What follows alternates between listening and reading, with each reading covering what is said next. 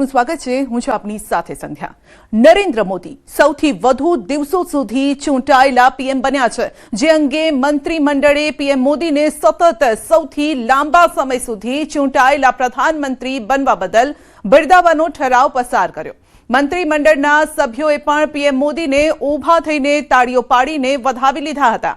તો તે સમયના દ્રશ્યો છે જ્યારે સૌથી લાંબા સમય સુધી तो लांबो आ कार्यकाल अने ए पण हजू पण यथावत छे, तो तेने बिरदाववामां आव्या, ताळीओ साथे बिरदाववामां आव्या। तो मोदी सौथी वधु दिवसों सुधी चूंटायेला पीएम मंत्रीमंडळे अभिनंदन पाठवतो प्रस्ताव पण पास कर्यो।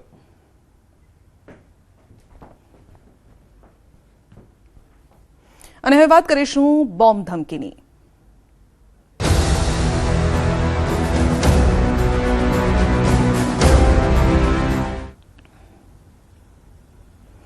सीएमओ ने बॉम्ब थी उड़ावी देवानी धमकी मळी छे। मुख्यमंत्री कार्यालय ने धमकी भर्यो ईमेल मळ्यो। अमदावाद म्युनिसिपल कॉर्पोरेशन ने पण बॉम्ब थी उड़ावी देवानी धमकी मळी अने अजाण्या ईमेल आईडी परथी आ धमकी भर्यो मेल मोकलवामां आव्यो छे। धमकी मळता सुरक्षा एजेंसीओ अलर्ट थई गई छे। साइबर क्राइम अने गुप्तचर एजेंसीओए तपास पण हाथ धरी छे।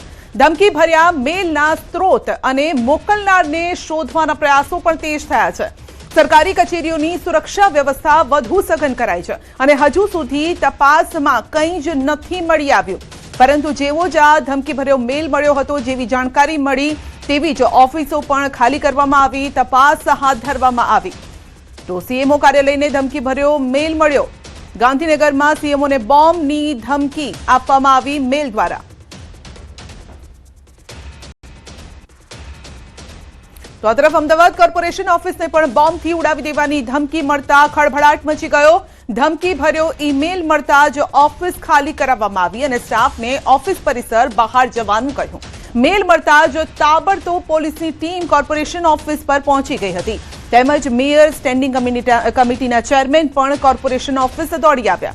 જો કે અત્યાર સુધીમાં કંઈ પણ શંકાસ્પદ નથી મળી આવ્યું, પરંતુ તમામ જે ટીમો છે તે ત્યાં પહોંચેલી છે।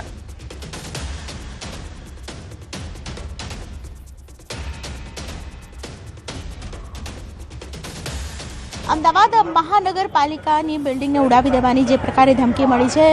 अमदावादना प्रथम नागरिक हितेशभाई बारोट मारी साथे छे। हितेशभाई, आपने क्यारे जाण थई अने केवी रीते सुरक्षा व्यवस्था आपणे गोठवी छे? अमने जे रीते 20 मिनिट पहला मारी ऑफिसथी फोन आव्यो के આવી રીતની ધમકી આવી છે અને ધમકીના ભાગરૂપે પોલીસે આખું બિલ્ડિંગ ખાલી કરવાનું કીધું છે અને બોમ્બ સ્ક્વોડ પણ હાજર છે અને ફાયરની ટીમ પણ છે।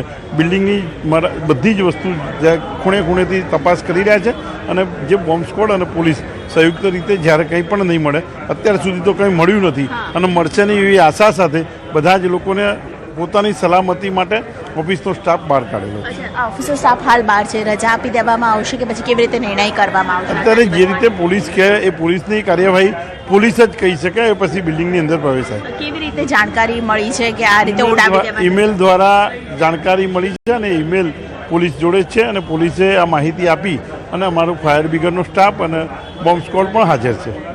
તો ફાયર વિભાગની બોમ્બ સ્ક્વોડની ટીમ છે તેઓ હાજર છે અને ખાસ કરીને જે પ્રકારે બોમ્બથી ઉડાવી દેવાની ધમકી બાદ અમદાવાદ મહાનગરપાલિકાની ટીમ દ્વારા ખાસ કરીને કાર્યવાહી કરવામાં આવશે અને તે અંતર્ગત ખાસ કરીને હાલ સ્ટાફ છે તે ખાલી કરી દેવામાં આવ્યો છે, બિલ્ડિંગ આખી ખાલી કરી દેવામાં આવી છે। પરંતુ જો કે આજના દિવસે રજા આપવી કે કેમ તે અંગે પણ નિર્ણય લેવામાં આવશે। કેમેરા પર્સન નિલેશ વોસા સાથે દીપિકા કુમાર, ન્યૂઝ 18 ગુજરાતી, અમદાવાદ।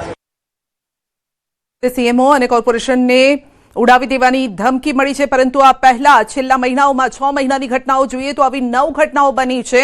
ક્યારેક સ્કૂલને ઉડાવી દેવાની ધમકી મળી, ક્યારેક કોર્ટને ઉડાવી દેવાની ધમકી મળી હતી। છેલ્લા 6 મહિનામાં આવી 9 ઘટનાઓ। 17 ડિસેમ્બર 2025 અમદાવાદ ગાંધીનગરની શાળાઓને ધમકી મળી। 5 જાન્યુઆરી 2026 અમદાવાદ સિટી અને સિવિલ સેશન્સ કોર્ટને ધમકી મળી। 6 જાન્યુઆરી 2026 ગુજરાત હાઈકોર્ટ સહિત કેટલાક જિલ્લાની કોર્ટ કચેરીને ઉડાવવાની ધમકી મળી। 23 જાન્યુઆરી 2026 અમદાવાદની અનેક શાળાઓને ધમકી મળી। 28 જાન્યુઆરી 2026 અમદાવાદ એરપોર્ટને ઉડાવી દેવાની ધમકી। 16 ફેબ્રુઆરી 2026 અમદાવાદ ગાંધીનગર વડોદરાની અનેક શાળાઓને ધમકી। 27 ફેબ્રુઆરી 2026 પાસપોર્ટ ઓફિસ પોસ્ટ ઓફિસને ઉડાવવાની ધમકી। 10 માર્ચ 2026 વડોદરાની પારુલ યુનિવર્સિટી, રાજ્યની વિવિધ પાસપોર્ટ ઓફિસ, પોસ્ટ ઓફિસને બોમ્બથી ઉડાવવાની ધમકી. 18 માર્ચ 2026 ગુજરાત વિધાનસભા, અમદાવાદની કેટલીક શાળાઓને બોમ્બથી ઉડાવી દેવાની ધમકી મળી અને હવે તેનાથી આગળ સીએમઓ અને કોર્પોરેશનને ઉડાવી દેવાની ધમકી ભર્યો મેલ મળ્યો છે. તો કોર્પોરેશન ઓફિસને બોમ્બથી ઉડાવી દેવાની ધમકી મળી. જેવો જ આ મેલ મળ્યો તેવી જ ઓફિસને ખાલી કરાવવામાં આવી અને ત્યારબાદ સઘન ત્યાં તપાસ પણ હાથ ધરવામાં આવી. તો એક એક ખૂણાની તપાસ કરવામાં આવી અને છેલ્લા 6 મહિનામાં આવી 9 ઘટનાઓ એટલે કે આ પ્રકારના ઈમેલ મળ્યા છે. ક્યારેક શાળાઓને ઉડાવી દેવાની ધમકી આપવામાં આવે છે, ક્યારેક કોર્ટને ઉડાવી દેવાની ધમકી આપવામાં આવી, ક્યારેક પાસપોર્ટ ઓફિસને ઉડાવી દેવાની ધમકી આપવામાં આવી.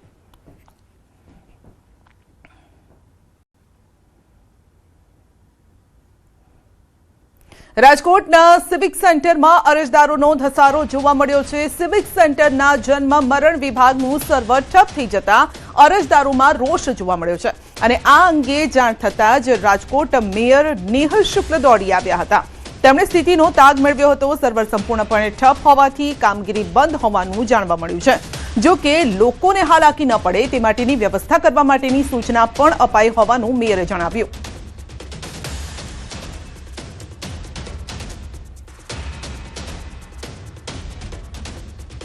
અધિકારીને પૂછતા સર્વર ગઈકાલથી ડાઉન છે, માહિતી મારી પાસે પણ હતી અને આજે સર્વર સાવ ઠપ થઈ ગયું છે એટલે લોકોને મુશ્કેલી પડી રહી હતી. મેં પોતે ત્યાં અડધી કલાક બેસીને સંપૂર્ણ વ્યવસ્થા સમજીને એને સોલ્યુશન આપવાનો પ્રયત્ન કર્યો છે. સવારે બોર્ડ લાગેલું જ હતું કે બંધ છે કામગીરી, પરંતુ લોકો આવી ગયા હતા અને એમને ધક્કો ન થાય એ માટેની વ્યવસ્થા સંપૂર્ણ થાય એ ગોઠવવાનો પ્રયત્ન કર્યો છે. રાજકોટમાં 21મી સદીમાં પણ અંધશ્રદ્ધાનો ચોંકાવનારો કિસ્સો સામે આવ્યો છે. પતિના અવસાનના 3જા દિવસે પત્નીનું મુંડન કરાવ્યું. મહિલાની નણંદ અને સાસુએ બળજબરીપૂર્વક મુંડન કરાવ્યું હોવાનો આક્ષેપ છે. 11 નવેમ્બર 2025ના રોજ પતિના અવસાન બાદ બની હતી આ ઘટના. મહિલાના પતિને કેન્સર હોવા છતાં પણ અંધશ્રદ્ધાના કારણે ભુવા બાબામાં વિશ્વાસ રાખી તેમની દવા અને સારવાર બંધ કરાવવામાં આવી હતી. સમગ્ર મામલે પોલીસે ગુનો નોંધીને વધુ તપાસ હાથ ધરી છે. પતિને કેન્સરની બીમારી હતી અને તેનું અવસાન 11/2025 રોજ થયું. ત્યાર પછી તે ત્રીજા દિવસે જે વિધિ કરવાની હોય સુવારાની વિધિમાં મારા સાસુ અને મારા નણંદ દ્વારા મને બળજબરીપૂર્વક મુંડન કરાવ્યું હતું. અમે ત્રીજા દિવસે ત્યાં બેસણામાં ગયા ને ત્યારે અમને ખ્યાલ આવ્યો, દીકરીએ માથે કપડું બાંધેલું હતું. તો એ રોવા માંડી અને વાત કરી કે મારી પાસે બળજબરી કરી અને મારા વાળ ફરજિયાત લઈ લીધા. પછી તારે અમને ફોન કરાવી દો. એ કે ફોન મારી પાસે લઈ લીધો હોય કે ફોન ન કરવા દીધો મારી નણંદ અને સાસુએ. એ કે આ બધું કરવાનું હોય, તારા પપ્પાને ન પૂછવાનું હોય. ક્ષોભજનક સ્થિતિમાં મૂકી દે છે. 14મી સદીનું માનસિક વર્તન છે. આજે 21મી સદીની અંદર આ પ્રકારના બનાવને આવેદનપત્ર આપી અને માગણી કરવી જોઈએ. વિજ્ઞાન જાથા આ પીડિત મહિલાનું મુલાકાત લઈ એમને સાંત્વના પાઠવી અને આવા બનાવનું પુનરાવર્તન ન થાય તે માટે કડકમાં કડક કાર્યવાહીની માંગ કરશે. અને હવે વાત કરીશું ભૂતિયા ડિમોલિશનની.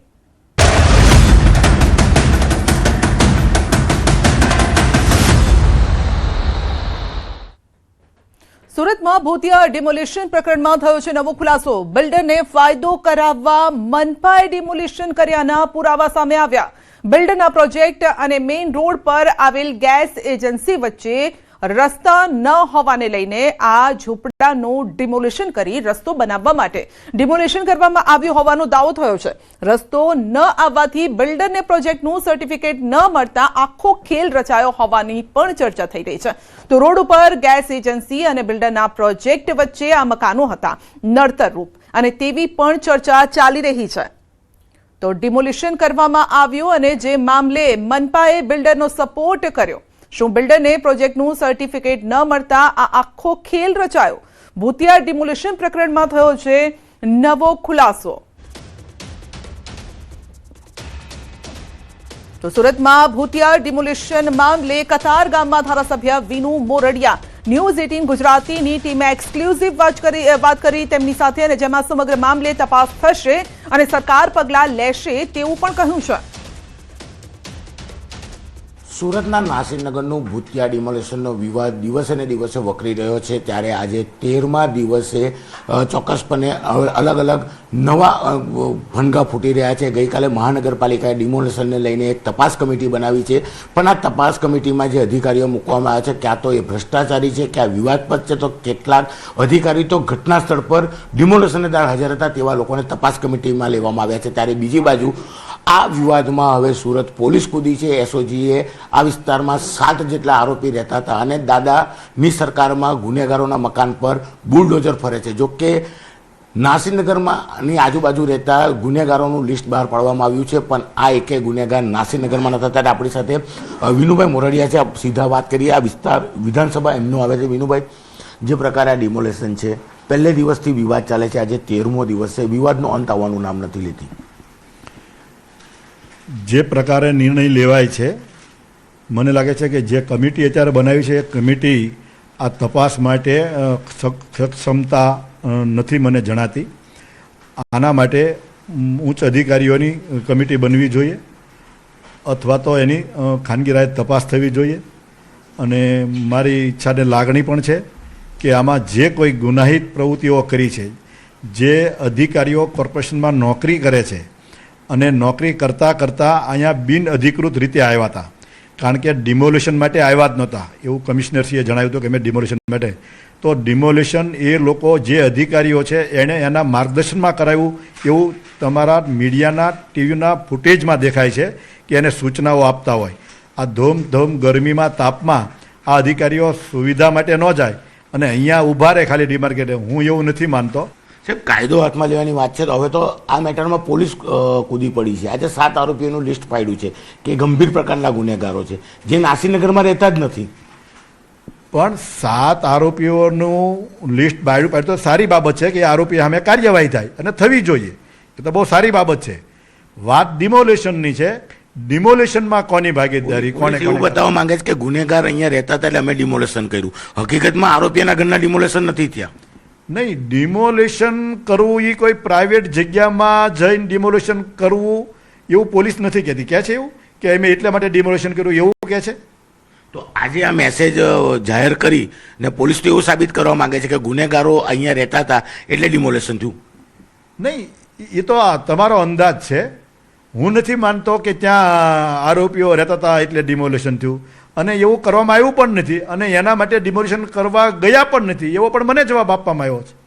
13મા દિવસે પોલીસને દેખાયું કે ગંભીર પ્રકારના આરોપી નાસિરનગરમાં રહે છે. નહીં, કદાચ માની લો કે એને પહેલાંય ખબર હોય કે 11મા દિવસે ખબર પડી, પરંતુ આરોપીઓ છે તો આરોપીઓને પકડી શકે. સરકારનો કોઈ આદેશ નથી આમાં કે તમે આ ડિમોલિશન કરો. નહીં પોલીસ કરી શકે, નહીં કોર્પોરેશન કરી શકે.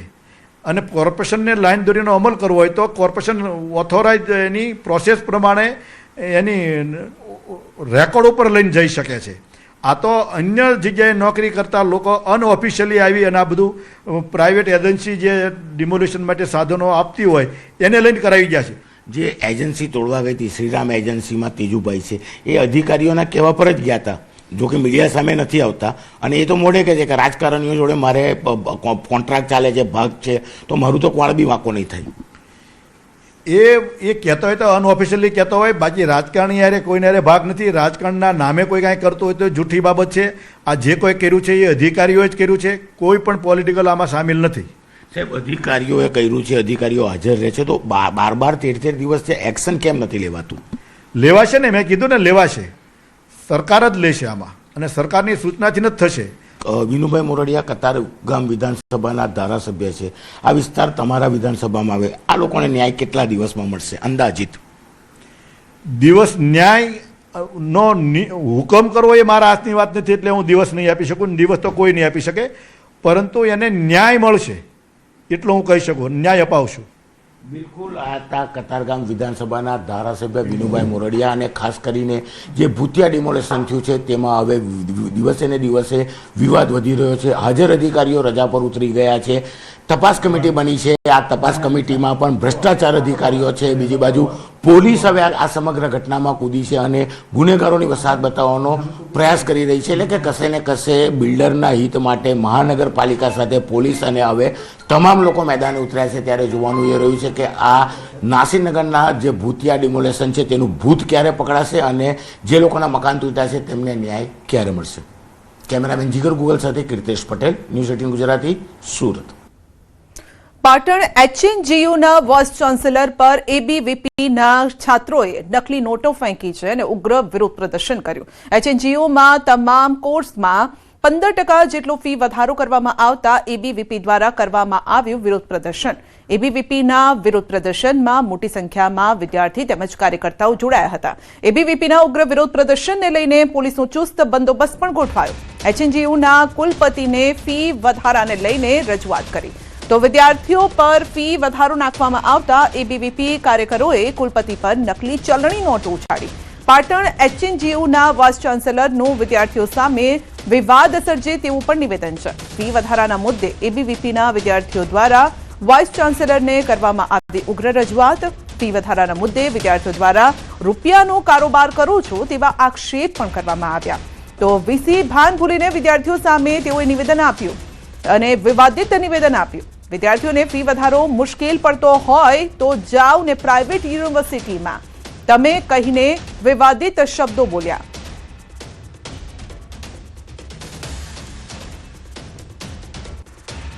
પાટણ HNGUના જે કોર્સ હોય છે તેના અંદર અચાનક 15% જેટલો કોર્સના અંદર ફી વધારો કરી દેવામાં આવતા જે ABVPના છાત્રો છે તેમજ વિદ્યાર્થી સંગઠન દ્વારા ઉગ્રથી ઉગ્ર આંદોલન કરવામાં આવ્યું હતું. મારી પાછળના આપ દ્રશ્યો જોઈ શકો છો કે અત્યારે જે વહીવટી શાખા છે ત્યાં વહીવટી શાખાના અંદર 1 કલાક જેટલો સમય થઈ ગયો છે, પરંતુ જે વિદ્યાર્થીઓ છે તે અત્યારે પ્રતિક ધરણા પર બેસી ગયા છે. વાત કરવામાં આવે તો જે વિદ્યાર્થીઓ છે તે વિદ્યાર્થીઓ દ્વારા અત્યારે વાઇસ ચાન્સલરની ઓફિસના અંદર ગયા હતા અને વાઇસ ચાન્સલરની ઓફિસના અંદર જે ફી વધારો હતો તેને લઈને ઉગ્ર રજૂઆત કરી હતી. જેમાં ત્વરિત પરિપત્ર ક્રમાંક 105 મુજબ 15% જેટલો ફી વધારો ઝીંકવામાં આવ્યો છે. આ પરિપત્રને રદ કરવા માટે યુનિવર્સિટીમાં અખિલ ભારતીય વિદ્યાર્થી પરિષદ છેલ્લા 4 દિવસથી VC સાહેબને નિવેદન અને આવેદનપત્ર કરી રહી છે. પણ યુનિવર્સિટીનું તંત્ર, આ નગરોળ તંત્ર હજી સુધી નિંદ્રામાં છે, હજી સુધી જાગ્યું નથી. યુનિવર્સિટીના બોર્ડ મેમ્બર, FRC કમિટીના સભ્યોને પણ આના નિવેદનો કરી ચૂક્યા છીએ. ત્યાં આગળ વ્યવસ્થા નથી અને સાહેબને ત્યાં આગળ ફી વધારો કરવો છે એટલે મેં મનોરંજન નોટો ઉડાડી સાહેબનો વિરોધ કર્યો છે. ચોક્કસથી આપણી પાસે એક વિદ્યાર્થીની નેતા પણ છે. ખાસ કરીને જે ગામડાના બાળકો હોય છે તેમને આ ફી વધારો કેટલો અસર કરી શકે છે? જ્યારે ગામડાના છેવાડાથી ભાઈઓ બહેનો આવતા હોય છે તે 400 રૂપિયાથી એમનું પાસ ચલાવતા હોય છે 1 વર્ષનું. ને અત્યારે જે ફીમાં વધારો કરવામાં આવે છે તો જે એમના મા બાપ છે પેટે પાંટા બાંધીને ભણાવી રહ્યા છે તો એ કેવી રીતે ભણશે? ઘણા એવા ગામડાના બહેનો છે કે આના કારણે એમનું ભણતર પણ છૂટી શકે છે બહેનોનું. અહીં આવો તો અખિલ ભારતીય વિદ્યાર્થી પરિષદ પાટણ વિભાગનું અને ઉત્તર ગુજરાતના જેટલા પણ વિદ્યાર્થીઓ છે, વિદ્યાર્થી પરિષદના કાર્યકર્તાઓ અને વિદ્યાર્થીઓ સાથે બધા ભેગા મળી યુનિવર્સિટી ખાતે તાળાબંધી કરીશું, વિરોધ પ્રદર્શન કરીશું અને ઉગ્રથી ઉગ્ર આંદોલન કરીશું. વિદ્યાર્થીઓ ઉપર ભારેમાં ભારે અસર કરી રહી છે. જો તેને પાછો નહીં ખેંચવામાં આવે તો હજુ પણ ઉગ્રથી ઉગ્ર આંદોલન થઈ શકે છે. યશવંત પટેલ, ન્યૂઝ 18 ગુજરાતી, પાટણ. તો ઉગ્ર વિરોધ કરવામાં આવ્યો. પાટણ HNGUના વાઇસ ચાન્સેલર પર ABVPના છાત્રોએ વિદ્યાર્થીઓએ નકલી નોટો ફેંકી હતી. ઉગ્ર વિરોધ પ્રદર્શન કર્યું. HNGUમાં તમામ કોર્સમાં 15% જેટલો ફી વધારો કરવામાં આવ્યો છે. ABVPએ આ વિરોધ પ્રદર્શન કર્યું. ABVPના વિરોધ પ્રદર્શનમાં મોટી સંખ્યામાં વિદ્યાર્થીઓ તેમજ કાર્યકર્તાઓ જોડાયા. ABVPના ઉગ્ર વિરોધ પ્રદર્શનને લઈને પોલીસનો ચુસ્ત બંદોબસ્ત પણ ગોઠવાયો. HNGUના કુલપતિને ફી વધારાને લઈને રજૂઆત કરી અને વિદ્યાર્થીઓ પર ફી વધારો નાખવામાં આવતા ABVP કાર્યકરોએ કુલપતિ પર નકલી ચલણી નોટો ઉછાળી હતી.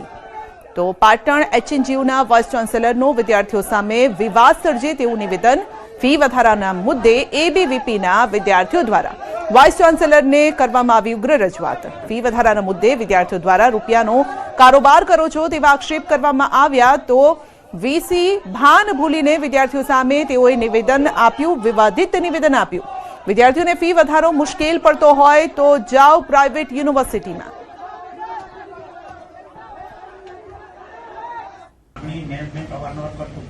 આપણે વર્ષ દરમિયાન 2 વખત મેનેજમેન્ટ સાથે મીટિંગ કરેલી. તમારી જે ઉગ્રતા છે એ ઉગ્રતાથી મેનેજમેન્ટનું પણ કહેવાનું એવું છે કે અમારે કોલેજ ચલાવવી કેવી. અરે સાહેબ કોલેજ ચાલે છે કે સાહેબ હું તમને કહું છું તમે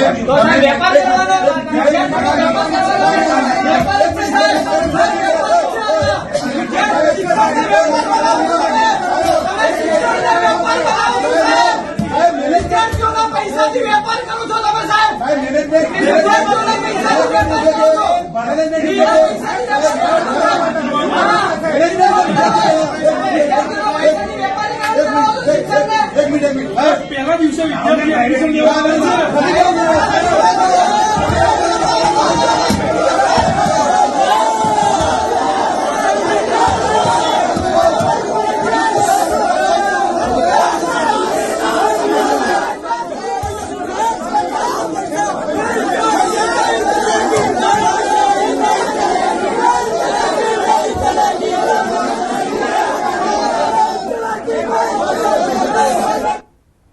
તો રાજકોટમાં શિક્ષકે ગુરુની ગરિમાને લજવી છે. એક શિક્ષકે 5 થી 6 બાળકીને હવસનો શિકાર બનાવી 10 મહિનાથી હેવાન શિક્ષક કરતો હતો ગંદી હરકતો.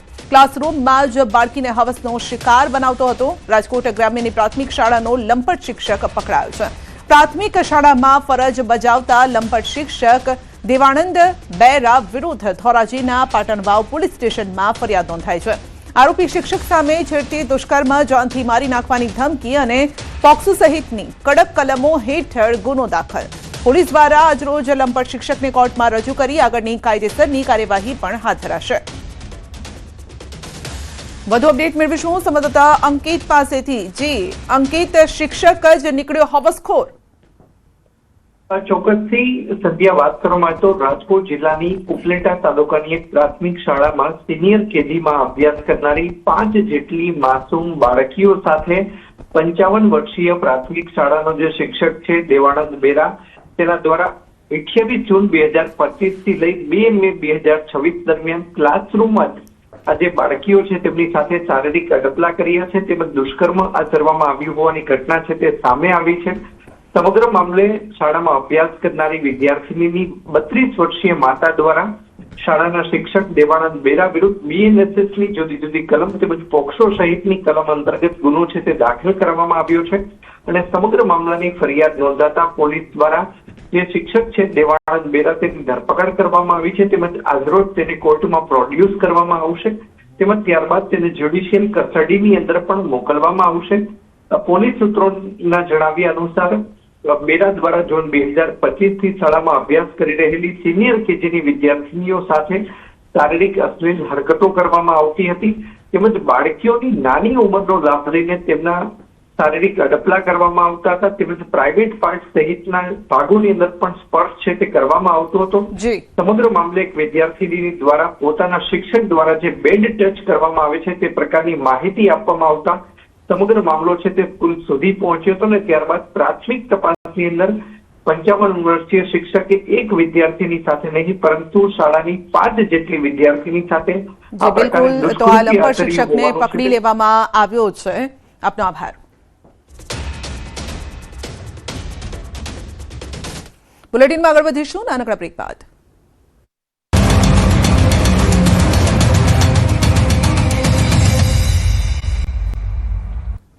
ચોમાસાને લઈને ડર હતો એવા જ એંધણ વર્તાઈ રહ્યા છે. આજે સહેજ પણ આગળ ન વધ્યું ચોમાસું.